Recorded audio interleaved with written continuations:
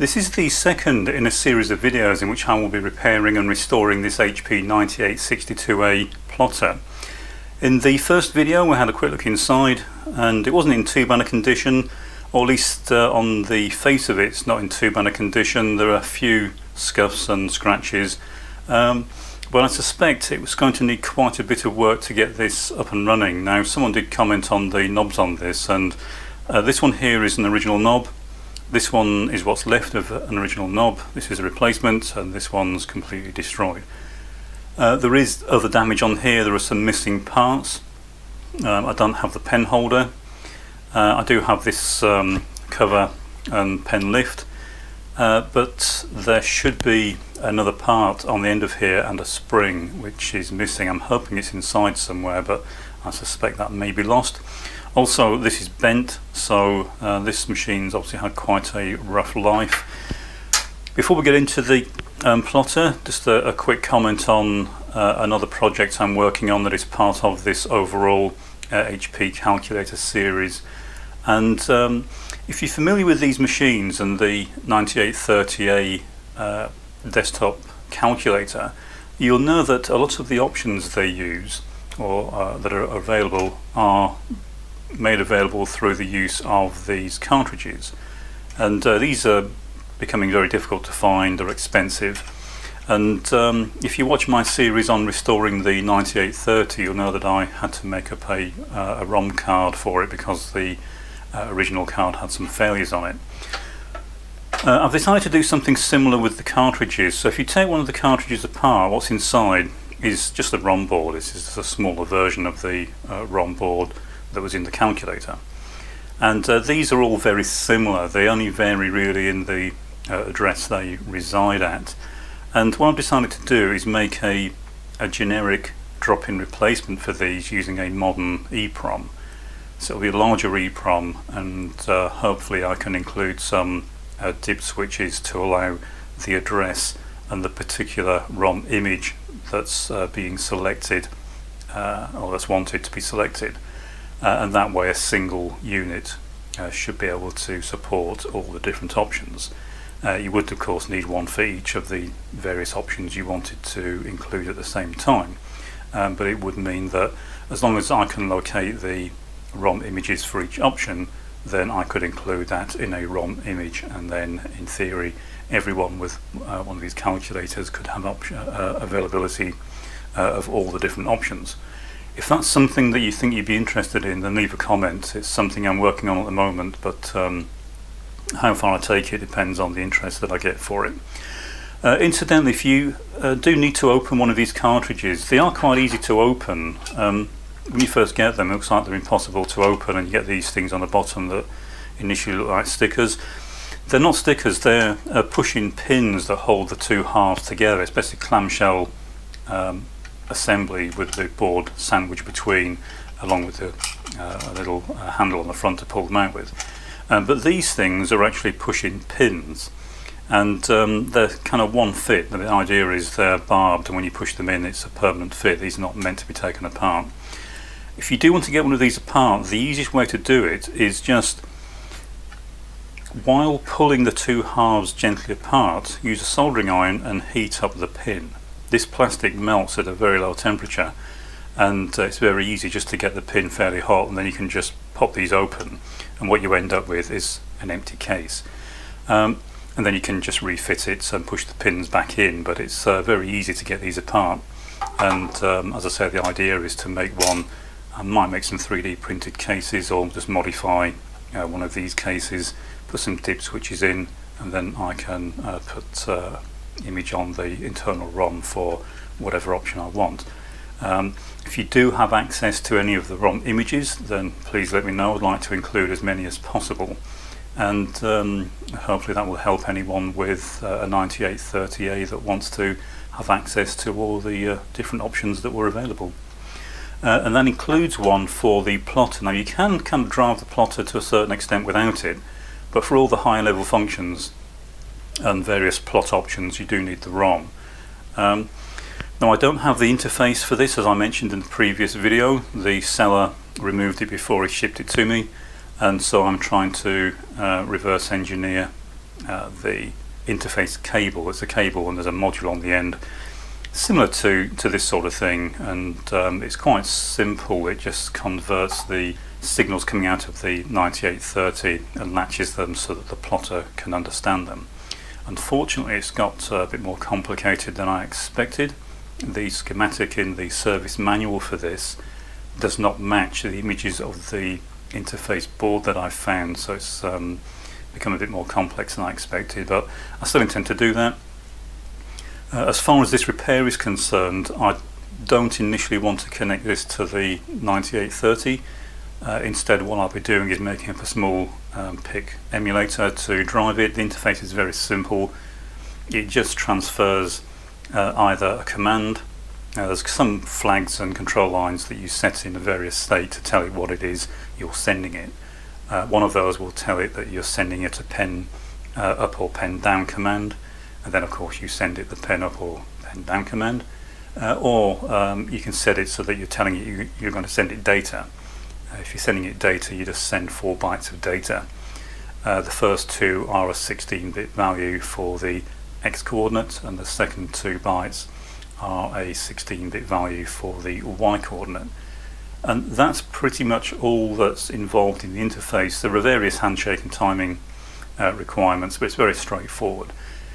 The plotter itself does most of the work with regard to working out where to move the heads. So for example, if you send it at a coordinate down here and then another one up here, what it will do is work out and interpolate all the various intermediate positions, and it will drive the pen in a straight line.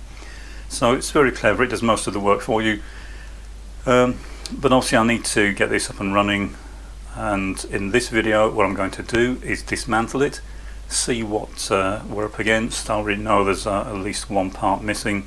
We'll see where we are and try and figure out what needs to be done. I'll need to replace this top surface. We can see it's got holes in it. If you do work on one of these, be fairly careful. One of the key selling points with this was it has what they call an electrostatic hold down mechanism, and what it is, it's just a high voltage generator, and there's a big PCB that sits under this white area, and you can see some of the tracks that are on that PCB, and all they do is they apply high voltage between those tracks, and the electrostatic field that's built up holds the paper down. But it does mean you've got to be careful, because there's obviously quite a high voltage on these points, so you certainly don't want to stick your tongue on there to see if it's working. There was a modification in the manual to add some resistors to limit the current that comes out of this, presumably so they didn't kill as many people when they started exporting them from the US into other countries, but even so, it's still something you need to be fairly careful with. This board represents quite a big capacitance, so if you do touch it, you could get quite a nasty shock. What I normally do when I'm working on these is just unplug it. There's a small plug underneath that I'll show you when we open it, and you can pull that out. Okay, so on to the repair now. As you can see, I've cleaned it, I've removed all the stickers. I always do that fairly early on so I can see exactly what the state of the machine is. This one's quite good apart from the damaged areas. The rest of it looks to be in quite good condition. It does need some repairs. This pen holder's bent. It does move fairly freely. It's a little bit sticky, but it's not been used for a long time, so it just needs cleaning and the old lubricant cleaning off. But what I'm going to do to start with is I'm going to measure. This is a big potentiometer, so I'm going to start by measuring that to see if it's any good. If these are no good, there are various solutions, but I'd like to know fairly early on what we're up against. So I'll just grab the test meter. Okay, so we've got the test meter. Hopefully you can see that. What I should be able to do is read between these 2 points, and this should vary as we move the head up and down, but it shouldn't jump all over the place. It needs to move fairly smoothly.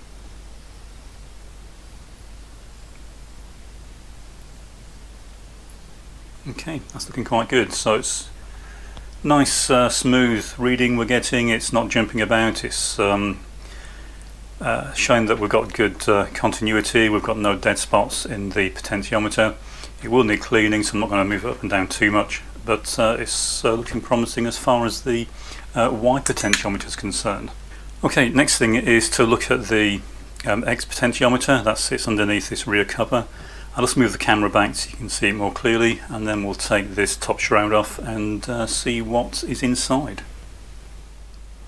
Okay, so this machine is actually quite nice. It was made as quite a nice serviceable machine.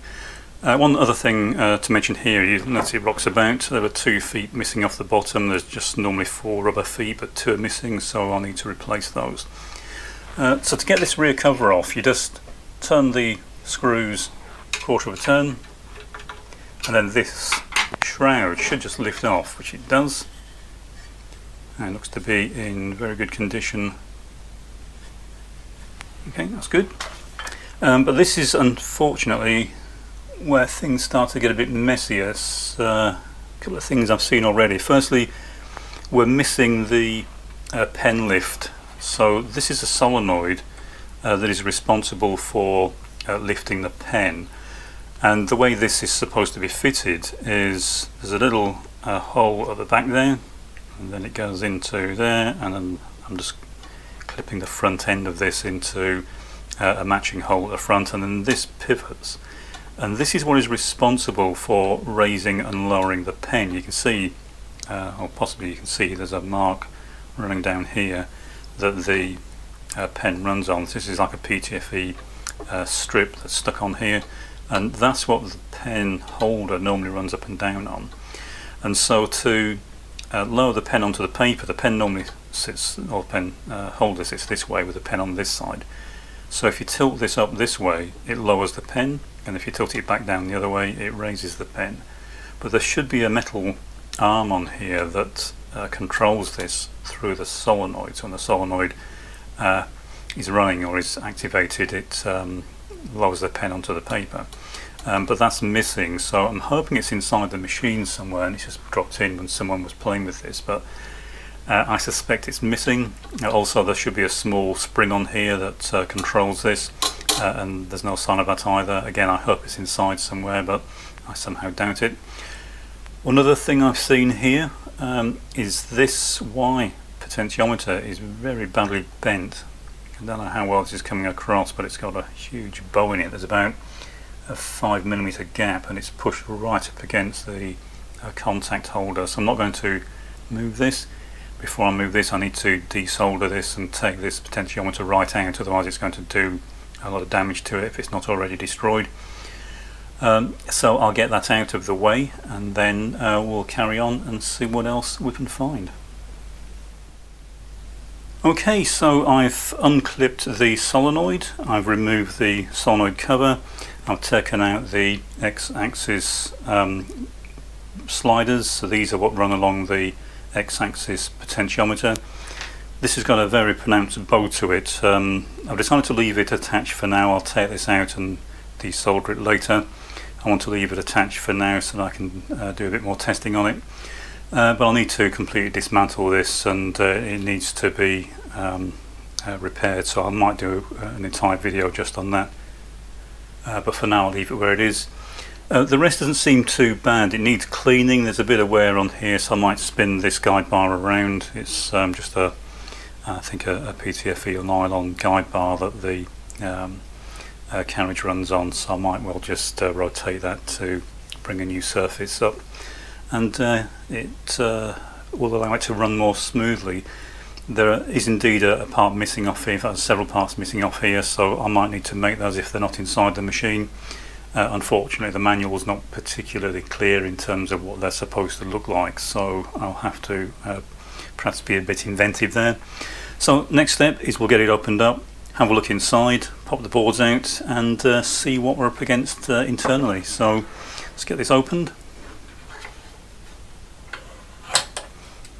Bring the lights down. Okay, so that's the inside. On the right we have the power supply. Under this cover at the front is the high voltage hold down generator. That's what goes through this wire to hold the paper down. And like the 9830, all the boards are color coded, so there's a color coded mark at each end of each board, and that allows you to identify which particular slot they fit into, so you'll see that the actual guides are colour coded. So we'll get them taken out, and I'll look at the boards individually another time, but for now I just want to get them removed.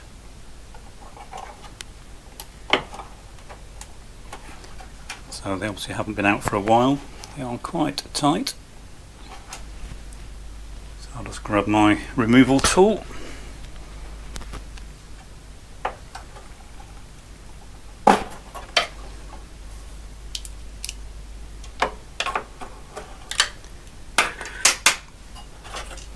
Okay, so that's the first one.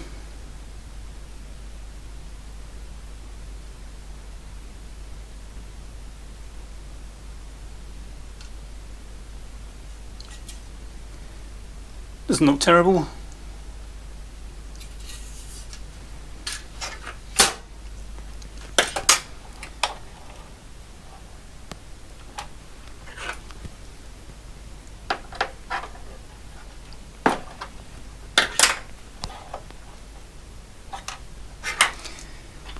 I'm trying to avoid breaking these plastic tabs off. They are meant to allow the boards to be pulled out, but when the board's been in for a long time they can get very tight and can be quite difficult to get out.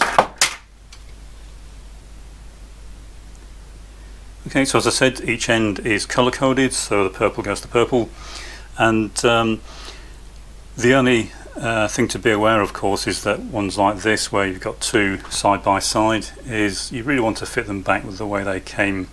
In theory it shouldn't matter that much, but I suggest you put them back exactly in the order you took them out.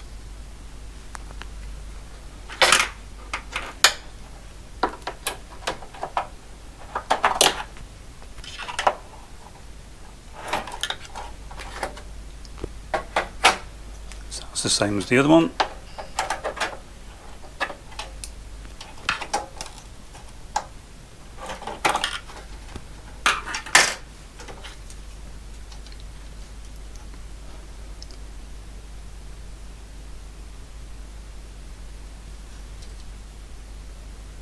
And you can see that when they made these, they really did push the boat out with regard to quality. They are extremely nice boards, same as the 9830. They're very similar to that type of board.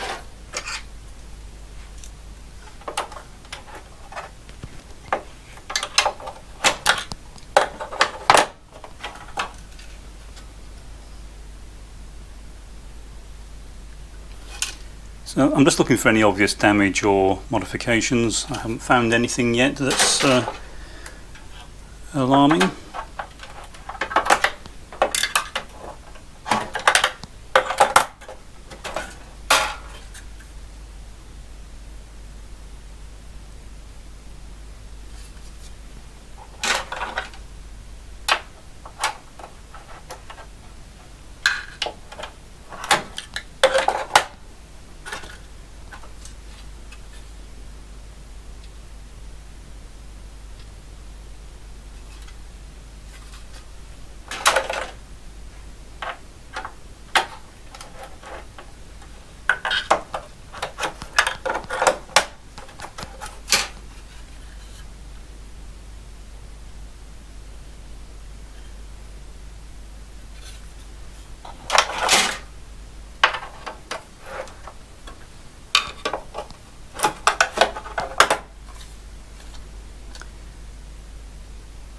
Okay, so that's all the boards out, or at least all the plug-in boards removed. The next thing I want to do is get the power supply out.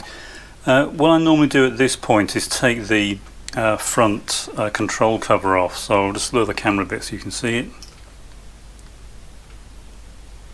So this is held on or connected in a very similar way to this. It's just push-on connectors, and I'm going to take this off. I'm also going to take out this top cover. There's some foam on the underside, and what I'm finding is bits of foam like this. There's a lot of dirt and debris in the bottom. So I'm going to take this apart pretty much completely. I'm going to take the chassis out in one piece. I won't do that on camera, it'll be fairly tedious, but as soon as I get this taken apart as far as I'm going to, I'll get back on camera. We'll have a look and see what we've found, and if any of the missing parts turn up. Okay, I've got all the screws taken out, all the boards out. I've taken out the carrier for the boards. I slackened off the clamp for the motherboard. As far as I know, all the screws are out, so I should now be able to slide this forward and lift it out.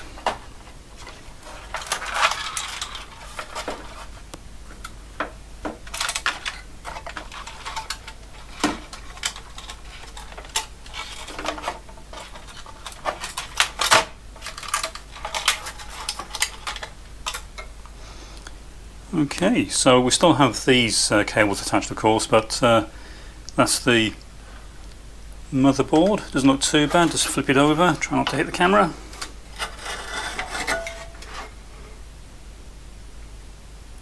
Okay, good. Let's get this smoothed across to one side. What I normally do here is just take these switches out or remove them at the back, but I don't want to pull all the wires off the motherboard just yet. So I'll just get this out of the way. Okay, I don't think I showed the power supply before, so this is the supply that plugs into the back of the motherboard. It kind of normally sits like this. You just tear the two screws out and it lifts out. And we'll test this independently, so as I reassemble this I'll test it in stages as I normally do. Make sure that all the supplies are intact and within spec. And I'm just going to take this front cover off and have a look in here to see if it has been modified.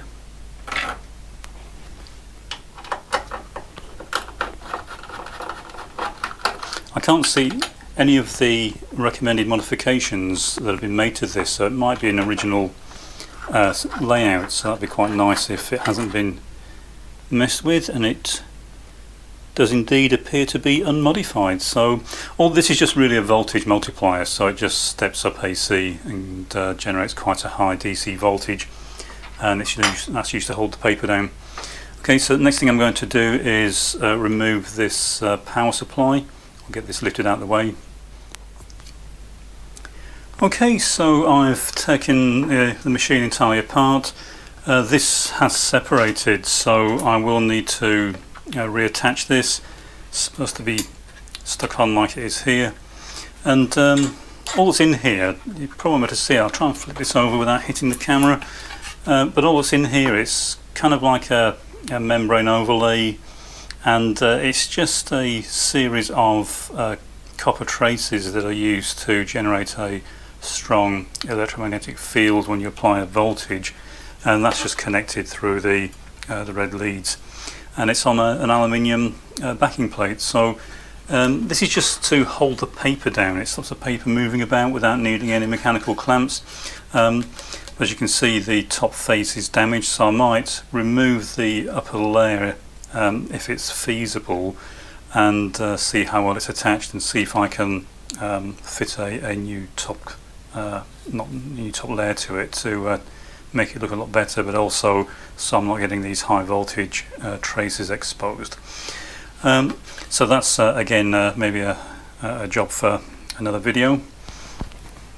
And then underneath that we've got various bits and pieces. Unfortunately, none of the missing parts seem to have showed up, so it does look like they are completely missing, so I'll have to redesign and manufacture those. If you do have one of these, I'd really appreciate some close-up shots of the pen lift arm, or the pen lower arm, and the spring. There's a little helical spring that fits on there. So if you've got one of these, I'd really appreciate it. It's basically the parts that fit on the end of this guide, so there should be like a little arm and a spring. Also, any close-up images of the pen holder would be appreciated.